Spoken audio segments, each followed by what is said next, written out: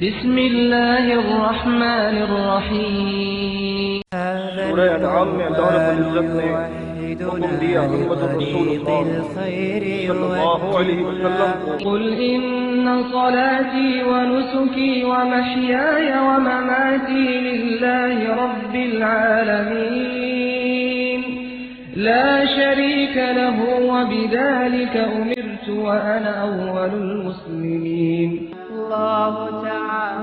میں نے اپنا چہرہ اللہ کے سامنے کر دیا ہے، یعنی ہر عمل کے اندر ہماری نیت میں صرف ایک بات ہو کہ میرا رب راضی ہو جائے۔ صحابہ کرام کے واقعات جو بھرپور ہیں قربانیوں سے، وہ پڑھنے کے لیے ہمارے پاس وقت نہیں ہے۔ ہمارا ایمان کیسے مضبوط ہو، کیسے قربانیوں کے لیے ہم تیار ہوں۔ وہ جانور پر چھری پھیر کر سمجھتے تھے کہ یہ جانور پر نہیں ہے، میرے اپنے آپ پر ہے، میرے اپنے نفس پر ہے، میرے اپنے مال پر ہے، میری اپنی اولاد پر ہے، میری خواہشات پر ہے۔ جب بھی مانگا گیا اللہ کے راستے میں دوں گا۔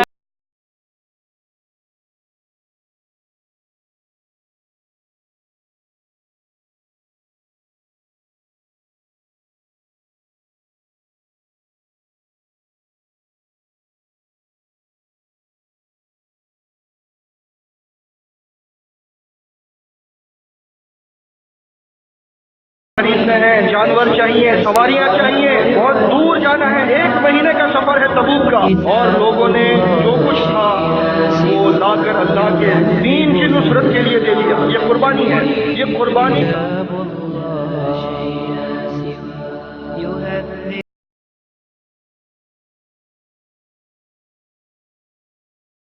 ابو بکر بکل ما عنده، ابو بکر کے پاس جو کچھ تھا، گھر میں، جائیداد میں، اثاثوں میں، پیسے میں، سارا کا سارا اٹھا کر لے آئے اور سب کچھ لا کر رکھ دیا۔ اے اللہ کے رسول صلی اللہ علیہ وسلم، یہ آپ نے حکم دیا ہے، میرا سب کچھ حاضر ہے۔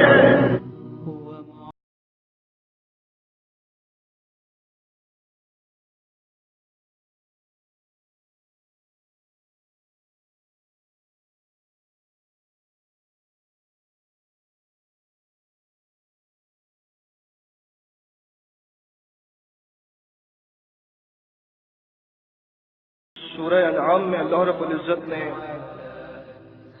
حکم دیا محمد رسول اللہ صلی اللہ علیہ وسلم کو، قل ان صلاتی ونسکی ومحیای ومماتی للہ رب العالمین لا شریک لہ وبذلک امرت وانا اول المسلمین۔ اے رسول صلی اللہ علیہ وسلم، آپ کہہ دیجئے بے شک میری صلات، میری قربانی، میری زندگی اور میری موت سب کچھ اللہ کے لیے ہے جو تمام جہانوں کا پالنے والا ہے۔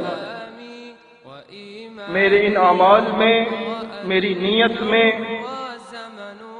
اللہ کا کوئی شریک نہیں ہے، اور مجھے اسی بات کا حکم ملا ہے کہ میں جو بھی عمل کروں وہ خالص اللہ کے لیے کروں، اور یہ کہ میں اپنے دور کا سب سے پہلا مسلم ہوں۔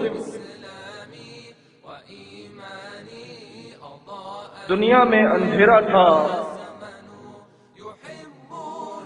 بد عقیدگی، بے عملی، فساد، بے راہ روی، سب کچھ عروج پر تھا، اور ایسے وقت میں اللہ رب العزت نے مبعوث کیا ان کو جو اپنے دور کے سب سے پہلے مسلم بنے، یعنی اللہ کے رسول صلی اللہ علیہ وسلم۔ ہم بھی یہی الفاظ پڑھتے ہیں جب قربانی کرتے ہیں، جیسا کہ مستدرک حاکم کی حدیث، امام حاکم نے صحیح کہا، علامہ ذہبی نے موافقت کی کہ اللہ کے رسول صلی اللہ علیہ وسلم نے جب قربانی کی تو یہ دعا پڑھی اور ہمیں بھی پڑھائی۔ ہم اسی دعا کو پڑھتے ہیں جب قربانی کرتے ہیں،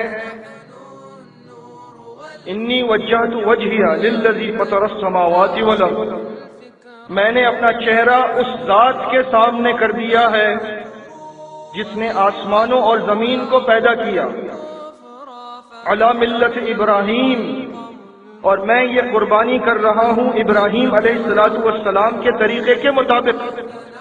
حنیفم مسلمہ، وہ حنیف تھے، صرف اللہ کے لیے عمل کرتے تھے، یکسوئی کے ساتھ اللہ کی عبادت کرتے تھے، کسی کو اللہ کے ساتھ شریک نہیں کرتے تھے، اور وہ مسلم تھے۔ میں بھی مسلم ہوں اللہ کی توفیق سے۔ وما انا من المشرکین، وہ مشرکین میں سے نہیں تھے، اور میں بھی بفضل اللہ مشرکین میں سے نہیں ہوں۔ ان صلاتی و نسکی و محیای و مماتی للہ رب العالمین، بے شک میری صلاۃ، میری قربانی، میرا جینا، میرا مرنا، سب کچھ میرے رب کے لیے ہے جو تمام جہانوں کا پالنے والا ہے۔ لا شریک لہ و بذالک امرت، اس کا کوئی شریک نہیں، اور مجھے اسی بات کا حکم ملا ہے۔ وانا من المسلمین، اللہ کے رسول صلی اللہ علیہ وسلم پڑھا کرتے تھے وَأَنَا أَوَّلُ الْمُسْلِمِينَ، ہم پڑھتے ہیں وَأَنَا مِنَ الْمُسْلِمِينَ، وہ پہلے مسلم تھے، ہم مسلمین میں سے ہیں۔ اللہم منکا، اے اللہ یہ جانور تیری توفیق سے میں نے خریدا ہے، تو نے مجھے عطا کیا ہے، تو نے اس کو میرے لیے مسخر کیا ہے۔ بسم اللہ واللہ اکبر، اللہ کے نام کے ساتھ، اور اللہ سب سے بڑا ہے، یہ کہہ کر ہم جانور کو ذبح کرتے ہیں یا نہر کرتے ہیں۔ اس دعا کے اندر بہت سارا سبق ہمیں ملتا ہے اگر ہم دعاؤں کو سمجھ کر پڑھتے ہیں۔ یقیناً ہم میں سے بہت سے لوگوں نے اس دعا کو پڑھا ہوگا، قربانی کی ہوگی اللہ کی توفیق سے، لیکن کتنے ہی ایسے لوگ ہیں جن کو یہ تک معلوم نہ ہو سکا کہ وہ کیا پڑھ کر قربانی کر رہے ہیں۔ میں نے اپنا چہرہ اللہ کے سامنے کر دیا ہے، یعنی ہر عمل کے اندر ہماری نیت میں صرف ایک بات ہو کہ میرا رب راضی ہو جائے، باقی کسی کی مجھے پرواہ نہیں ہے۔ اور اس رب کی بڑائی کو ہم نے تسلیم کیا یہ کہہ کر کہ وہ آسمانوں اور زمین کا چلانے والا ہے، وہ ان سب کی تخلیق کرنے والا ہے، جس کے کارخانے میں کوئی کمی نہیں ہے، کوئی نقص نہیں ہے، وہ جو چاہے پیدا کر سکتا ہے، جس کام کو چاہے وہ کر سکتا ہے۔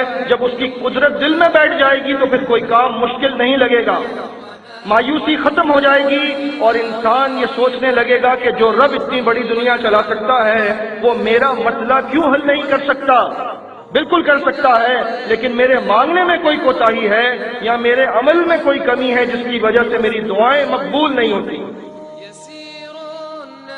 پھر یہ دعا ہمیں یاد دلاتی ہے ابراہیم علیہ السلام کے طریقے کو، وہ طریقہ جس کے لیے اللہ رب العزت نے ان کو بھرپور طریقے سے آزمایا۔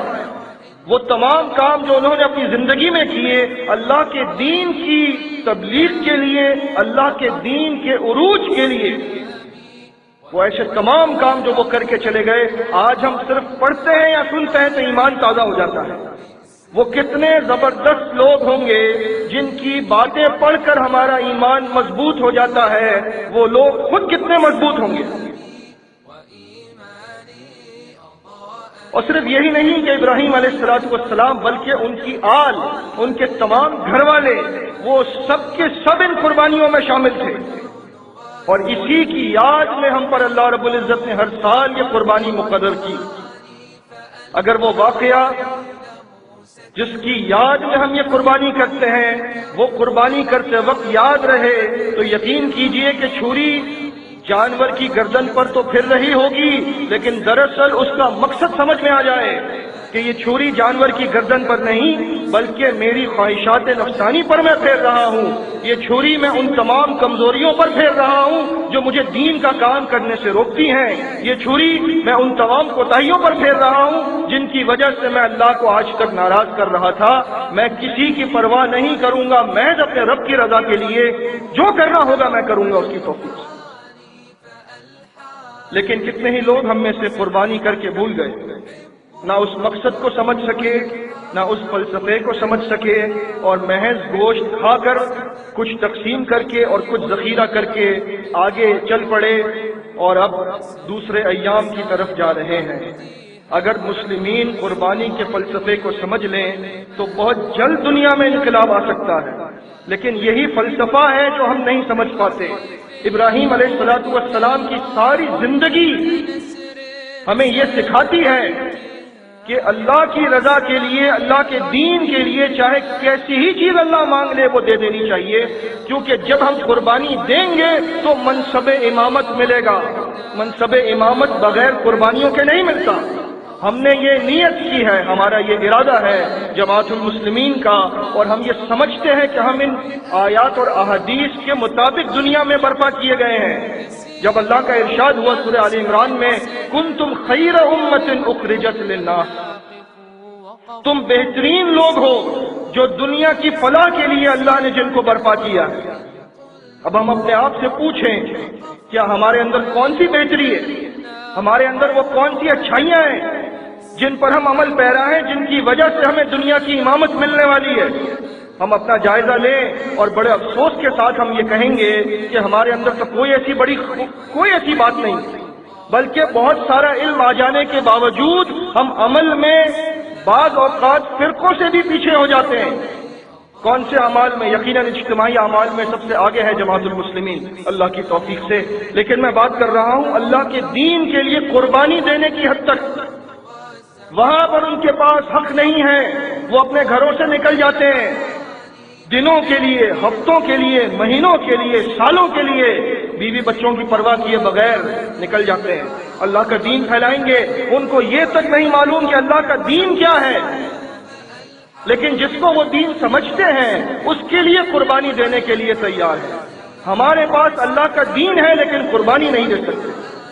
یہاں پر لوگوں کو دروس میں بلایا جائے تو نہیں آتے، اجتماعات میں بلایا جائے تو نہیں آتے، جمعوں میں آ جاتے ہیں یہ سمجھ کر کہ اگر نہیں گئے تو پھر تو بہت بڑا گناہ ہو جائے گا، اور اس کے بعد بھی یہ دل میں تڑپ نہیں ہوتی کہ جمعے سے میں کوئی فائدہ اٹھا لوں، بس آئے اور خطبہ سن کر چلے گئے، یہ جا وہ جا، نہ اپنی اصلاح کی نہ دوسرے کی اصلاح کرنے کی فکر۔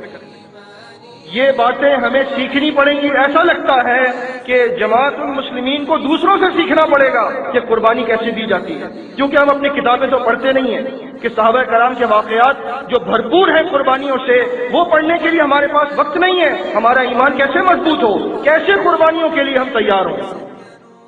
جب اللہ کے رسول صلی اللہ علیہ وسلم نے حکم دیا، 12ویں کتاب الجہاد میں، کتاب السیر میں ہے صحیح سند سے، جس کے پاس جو کچھ ہے لے کر آ جاؤ، جنگ تبوک کی تیاری کرنی ہے، مجھے مال چاہیے، ہتھیار خریدنے ہیں، جانور چاہیے، سواریاں چاہیے، بہت دور جانا ہے، 1 مہینے کا سفر ہے تبوک کا۔ اور لوگوں نے جو کچھ تھا وہ لا کر اللہ کے دین کی نصرت کے لیے دے دیا۔ یہ قربانی ہے، یہ قربانی کا فلسفہ ہے۔ وہ چھری پھیر کر سمجھتے تھے کہ یہ جانور پر نہیں ہے، میرے اپنے آپ پر ہے، میرے اپنے نفس پر ہے، میرے اپنے مال پر ہے، میری اپنی اولاد پر ہے، میری خواہشات پر ہے، جب بھی مانگا گیا اللہ کے راستے میں دوں گا۔ عمر بن خطاب رضی اللہ تعالیٰ عنہ کہنے لگے،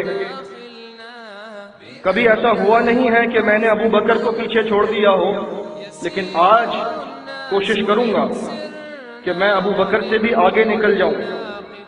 فجئت بنصف ما عندي، تو میں اپنے گھر کا آدھا سامان لے کر آ گیا، اپنی کل جائیداد، جو اثاثے، جو کچھ بھی تھا اس کو آدھا کر کے لے آئے اور پیش کر دیا اللہ کے رسول صلی اللہ علیہ وسلم کے سامنے کہ یہ سب کچھ جو میرے پاس تھا اس میں سے آدھا اللہ کے لیے، تبوک کی جنگ کے لیے میں دیتا ہوں، قربان کرتا ہوں۔ اور وہ بڑے خوش تھے۔ دیکھیے، ہم مال جمع کر کے خوش ہوتے ہیں، وہ مال لٹا کر خوش ہوتے تھے، یہ فرق ہے ہم میں اور ان میں۔ اب وہ بڑے خوش ہیں، لیکن ان کو کیا معلوم کہ صدیق اکبر کیا کرنے والے ہیں۔ فَأَتَى أَبُو بَكْرٍ بِكُلِّ مَا عِندَهُ، ابو بکر کے پاس جو کچھ تھا، گھر میں، جائیداد میں، اثاثوں میں، پیسے میں، سارا کا سارا اٹھا کر لے آئے اور سب کچھ لا کر رکھ دیا۔ اے اللہ کے رسول صلی اللہ علیہ وسلم، یہ آپ نے حکم دیا ہے، میرا سب کچھ حاضر ہے۔ عمر رضی اللہ تعالیٰ عنہ سے سوال کیا تھا اللہ کے رسول صلی اللہ علیہ وسلم نے، یا ابن الخطاب ما ابقیت لأہلک، اے خطاب کے بیٹے، گھر والوں کے لیے کیا چھوڑ کر آیا ہے؟ تو جواب دیا، مثلہ، جتنا لایا ہوں اتنا چھوڑ کر آیا ہوں۔ لیکن صدیق اکبر کا جواب دیکھیے، ما ابقیت لأہلک، اے ابو بکر، اپنے گھر والوں کے لیے کیا چھوڑ کر آئے ہیں آپ؟ قال لهم اللہ ورسولہ، ان میں اللہ اور اس کے رسول کی یاد چھوڑ کر آیا ہوں، اور کچھ نہیں چاہیے، جو کچھ ہے سب کچھ قربان ہے آپ پر۔ یہ ہے فلسفہ قربانی سمجھنے والے لوگ، جن کی قربانیوں کے بعد ان میں قربانی کا جذبہ زندہ رہتا تھا، اور جب بھی موقع لگا انہوں نے اللہ کے راستے میں دیا۔ یہی قربانی چاہیے اگر جماعت المسلمین باتوں سے آگے نکل کر کچھ عمل کے میدان میں کرنا چاہتی ہے۔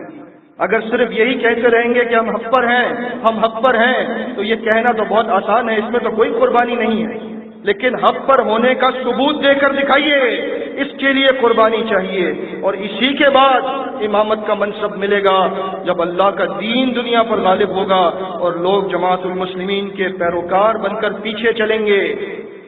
اقول قولی هذا واستغفر اللہ۔ اللہ تعالی انزلہ ورسول اللہ معلمنا